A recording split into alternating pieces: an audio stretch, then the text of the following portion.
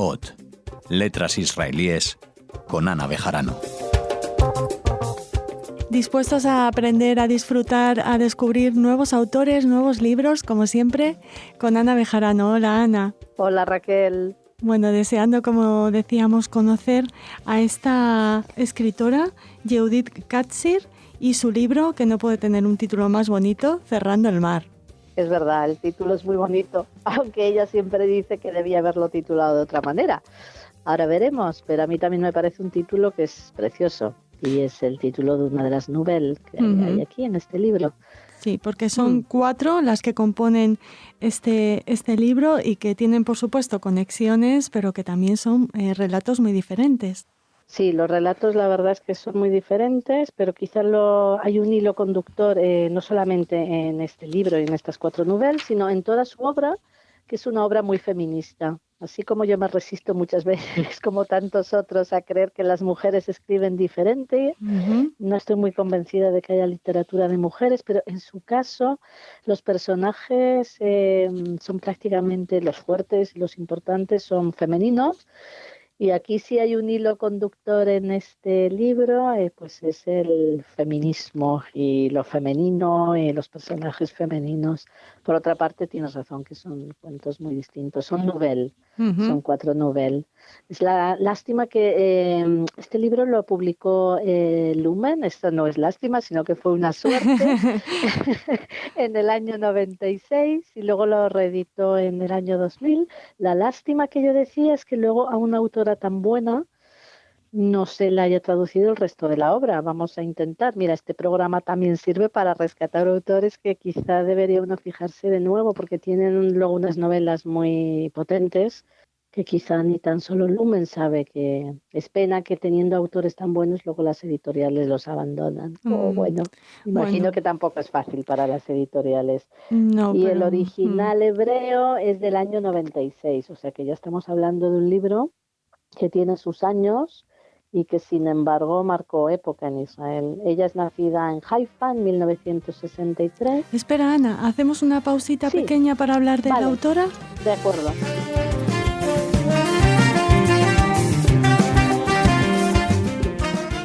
Así damos tiempo a los oyentes para que asimilen toda la información sobre esta escritora que en España es prácticamente desconocida.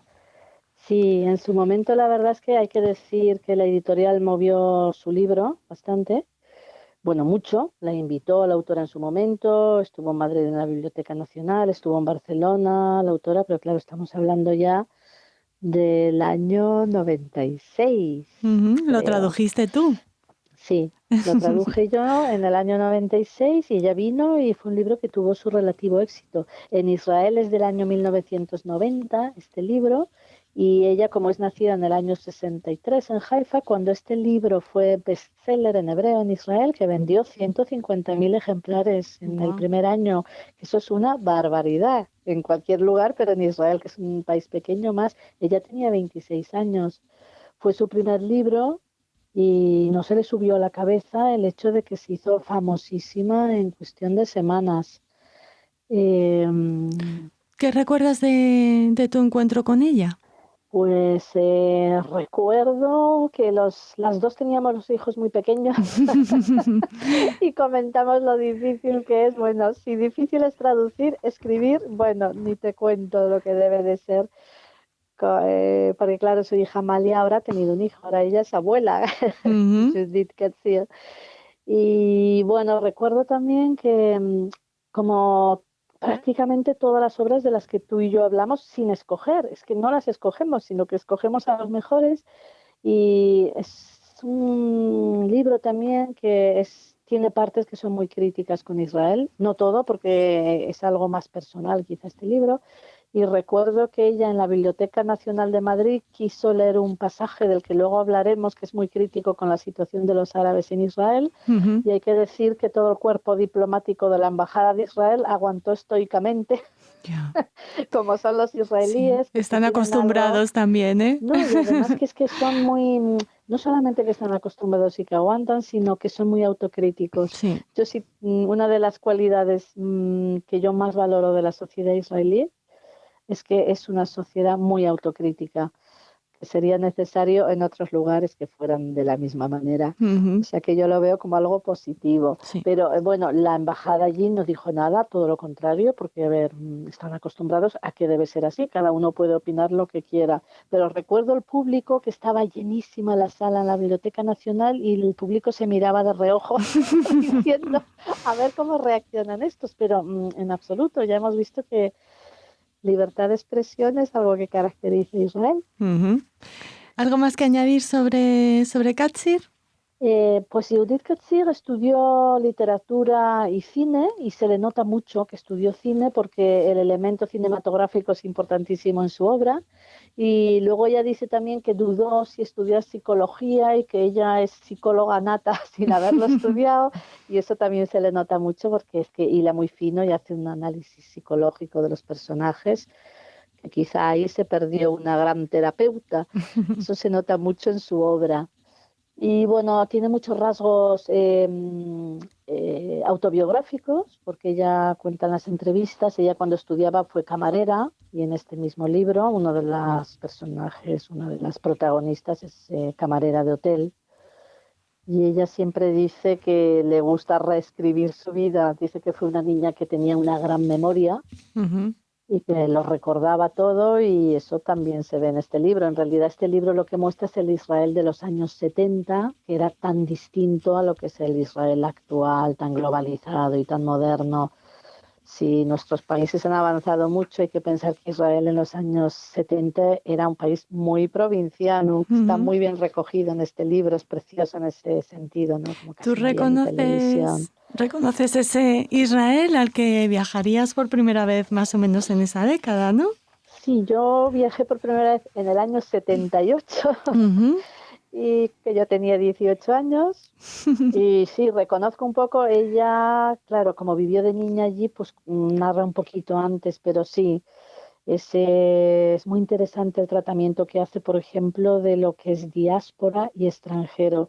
Para Ujú. los israelíes actuales existe el extranjero, lo que se llama extranjero, como para nosotros existe. Nosotros cuando salimos de nuestro país vamos al extranjero, pero antes está muy bien tomado en su libro como todavía en los años 70 existía Israel y la diáspora.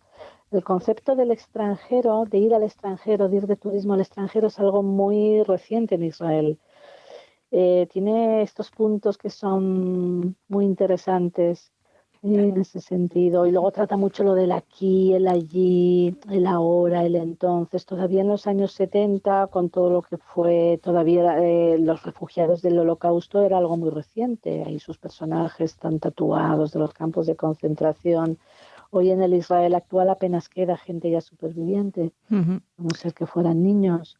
Y es un libro, ya digo, muy interesante en el sentido del punto de vista de la mujer.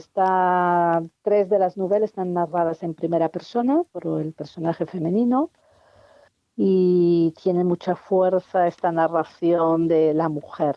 Lo mismo sean heroínas, que sean antiheroínas, estos personajes, el punto de vista femenino está muy marcado. Si te parece, hacemos otra pequeña pausita y Sí, hablamos ya de cada novel. de acuerdo.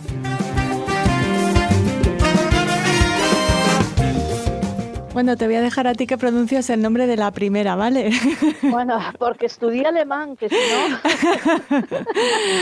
en hebreo tiene este mismo nombre, que es Schlafstunde, que es siesta en alemán, y lo Ujú. mantuvimos así, claro. Volvemos a decir, estos personajes, pues son los de la infancia de ella. Ella se jacta que la familia de su madre es octava generación en Israel, ella es Guau. nacida, Ujú.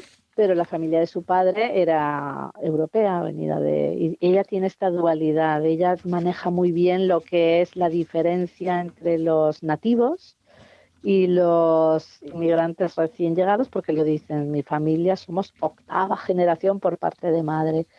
No, pero bueno, en este primer cuento, Schlafstunde, habla de la otra familia, de la familia de su padre, que es la que le inspira, y es el amor entre dos primos, entre ella y él. Ella habla en primera persona, Ujú. y es una niña que luego, siendo mujer, se queda muy prendida de este primer amor. Y es muy amargo el cuento porque en realidad es el momento en el que su amor, este primo, le presenta a su mujer embarazada. Oh, Y ella recuerda, la verdad que todos sus cuentos son bastante amargos en ese sentido, suelen ser amores fracasados. Ella quedó muy marcada, siempre lo dice en las entrevistas, por el divorcio de sus padres. En la vida real, Judith Katzir, sus padres se divorciaron en los años 70. Y dice eso, que es algo normal hoy en día y que nadie le daría importancia, y en una clase, pues más de la mitad de la clase sus padres son divorciados. Dice, yo era la única niña del colegio que sus padres habían divorciado, y eso padeció mucho, y lo refleja en estas novelas, prácticamente en todas. El hecho del divorcio es algo traumático para ella, que ella dice que tuvo luego que pasar una terapia. Y bueno, Disney. Schlafstunde, Bueno, ¿perdona? no, sigues con el primero. Sí, Schlafstunde es, bueno, trata de eso, de cómo eran estos veranos largos en el Israel de los años 70, en una casa de judíos centroeuropeos, cuando los niños quedan en manos de los abuelos. Ahí aparece también un tío, el tío Alfred, que es homosexual, descubrir la homosexualidad del tío. Y bueno, es un cuento muy interesante de memoria. El segundo es Disneyel, que es el que ella quería. Ella quería titular a todo el libro Disneyel, porque ella dice en realidad que Israel es una especie de parque temático, la vida en realidad lo es. Y este Disneyel es un parque de atracciones que uno de los personajes quiere crear, que es un personaje fantasioso, que es el amante de la madre. También está narrado en primera persona y también trata el tema del divorcio. Como una niña vive el hecho de que sabe y no quiere saber que su madre tiene un amante que incluso es amigo de la familia y va por casa. Y bueno, luego es la ruptura con el amante, habla mucho también del miedo a la enfermedad, a la vejez, porque en realidad este cuento, que está muy bien narrado desde un hospital, el presente de la obra es en un hospital, está la hija sentada junto al lecho de muerte de su madre y está hablando ella en primera persona, el tú es la madre que está en el lecho de muerte. Y es un motivo literario que también trabajó Grossman. En La memoria de la piel, Grossman hace exactamente lo mismo. Una hija está sentada en el hospital con su madre ya mayor, y ahí recuerda también, está traumatizada, en el caso de Grossman, por un amante adolescente que tuvo la madre, y en este caso, en el caso de Judith Katzir, en Disneyel, lo que hace es recordar en un monólogo, porque la madre no tiene ya capacidad para contestarle. Está muy bien tomada, que también, ya digo, la literatura israelí trabaja muchísimo el hecho de los padres ya mayores, los padres enfermos, toda esta vida de los hospitales, de las residencias geriátricas. Es un tema muy recurrente que ella trata aquí en Disneyel, pero en el año 90. Claro. Luego, el libro de Grossman es posterior, y otros que se han escrito. Tzulvia Shalev escribió una novela no hace tanto sobre el tema, pero es muy posterior. Creo que ella es bastante pionera en tratar cuando te llega a cierta edad, pues el miedo a la enfermedad, el miedo a la vejez, este terror que tiene nuestra sociedad, sobre todo de la vejez. Sí. Y luego el tercer cuento, Los zapatos de Fellini. Los zapatos de Fellini, que a mí personalmente es el que más me gusta, porque tiene narrado en primera persona también por la mujer, por Malka, que es una camarera de hotel. Como ella era, nos has contado. Como ella fue de estudiante, y es una soñadora, esta Malka, que Malka en hebreo significa reina, ella se llama reina en hebreo, Malka, y sueña con ser actriz, y sueña con que un día entrará por la puerta del lobby del hotel un cineasta y le dirá, tú serás la protagonista de mi película, y entonces ella tirará la bandeja por los aires y se irá con él. Y dice Judith Katzir, es que era yo dice, cuando yo hacía de camarera lo que soñaba era con tirar la bandeja por los aires y que al fin me rescatara. Y es un personaje entrañable porque vuelve a ser una perdedora. Llega el cineasta llega al hotel, pero claro, es un cineasta fracasado que no la saca de su condición de camarera de hotel.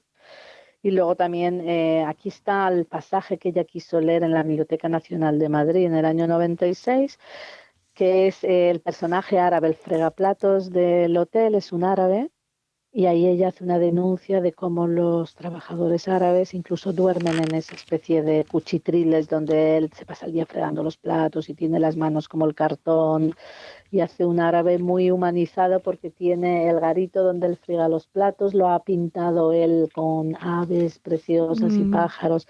Bueno, es un cuento, la verdad que si tiene algo de Judith Ketzir, es que es muy original. No ella, todos los autores israelíes, en mi opinión, son autores muy originales en el tratamiento que hacen de los personajes. Y luego ya tenemos la cuarta novela, que es Cerrando el mar, es el que da título a este libro. Y ahí en realidad habla de amistad femenina, pero descompensada. Es una profesora de literatura, que es una perdedora también, no tiene pareja, y luego cuando la tiene es la amante de su profesor en la universidad. El profesor no deja a su familia por ella. Es un personaje, pues eso, que va a visitar a una amiga suya de la infancia, y la amiga pues incluso se olvida de la cita. Bueno, es un personaje, ya digo, una perdedora, la típica perdedora que ve cómo la vida le pasa por delante sin que ella pueda hacer nada y que sufre por ello. Bueno, pues no les recomendamos la lectura, al menos este cuento, si están pasando ahí por una crisis personal, pero desde luego como siempre, nos motivas para acercarnos a estas historias que, como dices, son tan originales y bueno, y además, por lo que me has enviado antes para ayudarme a preparar el programa, llenas de lirismo, y aunque los temas no son, no sé cómo podríamos definirlos, divertidos o alegres, su prosa sí que lo es, ¿no? Mucho. Se lee, es una autora que se lee muy fácilmente, es muy lírica, la medida de las novelas son ideales. Y bueno, es que no lo decimos solo tú y yo. El hecho ser un bestseller tampoco es garantía de nada. Yo ya lo sé, eso, que hay libros muy buenos que nunca llegan a bestseller. Pero este libro fue consenso en Israel. Fue realmente un boom de una persona que era completamente desconocida, porque bueno, cuando el autor es conocido, pues la gente compramos un poco por inercia a ver qué ha escrito. Pero en su caso creo que debería ser una autora que retomen ahora las editoriales, porque se lee estupendamente bien, y lo que sí que muestra es el Israel de aquellos años. Muy bien, pues hagan caso a Ana Bejarano, todos los editores que nos estén escuchando. Ana, muchísimas gracias y hasta el próximo programa. Muchísimas gracias a vosotros, Raquel, y oyentes de Radio Sefarad. Adiós.